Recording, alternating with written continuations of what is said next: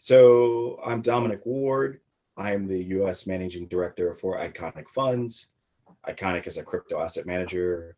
My work at Iconic is mostly focused around launching our multi-manager platform, where we identify promising emerging crypto portfolio managers and partner with them to launch institutional grade crypto funds. Most of these managers are sharp, but probably there's significant operational risks in managing their funds, and we help mitigate those risks. Great. And then we have this alumni connecting networking heritage, just your background from various alumni. Sure. So I went to Brown University, class of 1997, double majored in economics and organizational behavior and management, and graduated and basically have been working in finance ever since. Most notably, I started my career at Moody's Investor Service in the 90s as a high yield bond analyst. Great. I have to say, I'm a graduate of the Brown Summer Academy of 1985. So I do have some Brown connectivity. And then let's look back on 2020, really strange year. What maybe a decision, something you did, good or bad, to reflect on? Sure. I think the best decision, and also maybe the one that's easiest for me to pinpoint was right, is moving forward with the launch of our multi-manager platform. No one knew about this when COVID started. We did not tell anyone we were doing this. And you could argue that it's difficult to launch a new fund management platform in the midst of a pandemic because you cannot go out and meet investors face to face, right? So your fundraising effort is not going to be what you thought it was. That said, the performance of the managers during the tumultuous springtime has been fantastic. It was fantastic. And so I think we'll be able to point to this time when, if you look back at March and April, when the markets were all over the place for traditional assets and for crypto, and I can point to my managers and say, they got it right during one of the toughest times. And so I think the best thing for us to do was to stick to our knitting, continue to move forward, launch this platform, and partner with these managers who got it right. Right. So in terms of getting it right for 2021, what's your outlook? So there's a lot going on in the world, right? For crypto, I think this is a great time to be in crypto. The best part about being in crypto today is the number of large, either institutions or corporates that have made it clear they're going to be in crypto the end of this year, 2020, and into 2021. So when we hear things like PayPal making it easier for people to be in crypto, to make payments in crypto, to buy crypto, that's fantastic for our whole industry. I think Guggenheim Partners had a filing recently that up to 10% of their macro opportunities fund could be in crypto. That would be $530 million in crypto. So for those kinds of brand names to clearly state their desire to be in the space is huge for crypto demand, which really means Bitcoin demand moving into 2021. So my prediction is that we have a strong 2021 in crypto, which means Bitcoin goes up.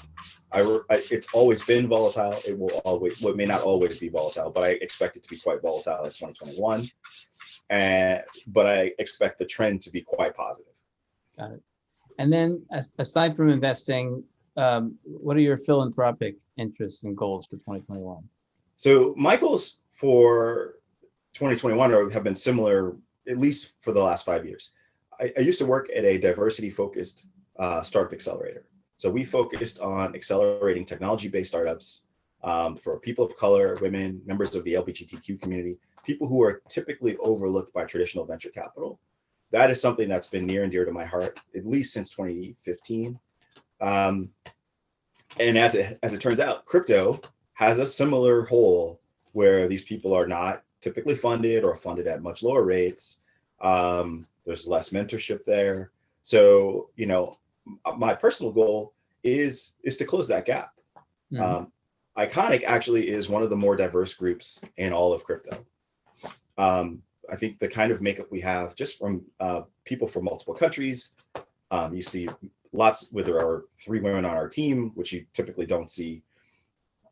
So, my goal though is to close that gap. And I think that will not be a 2021 goal. I think that'll be a lifelong goal because I think some of the trends we're talking about reversing have been in place for so long that it will take quite an effort before we can kind of reverse the status quo. Well, consider us a partner in that.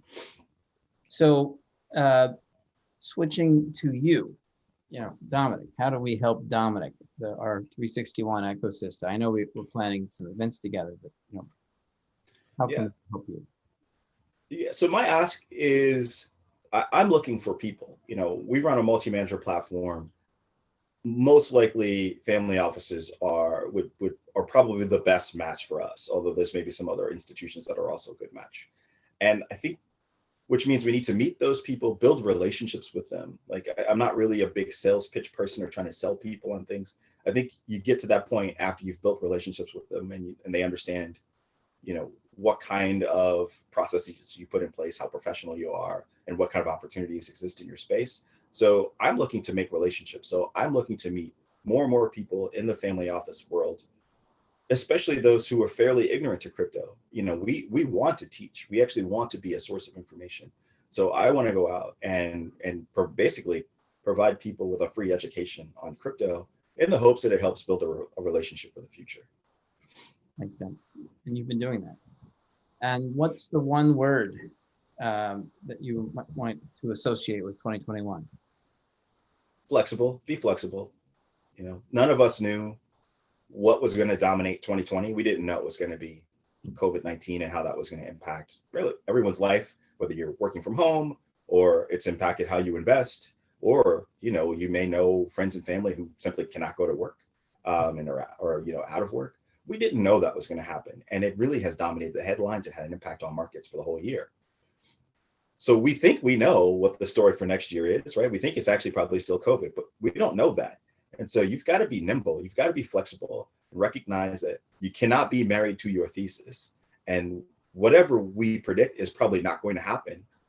And you got to be able to react intelligently. So be nimble, be flexible.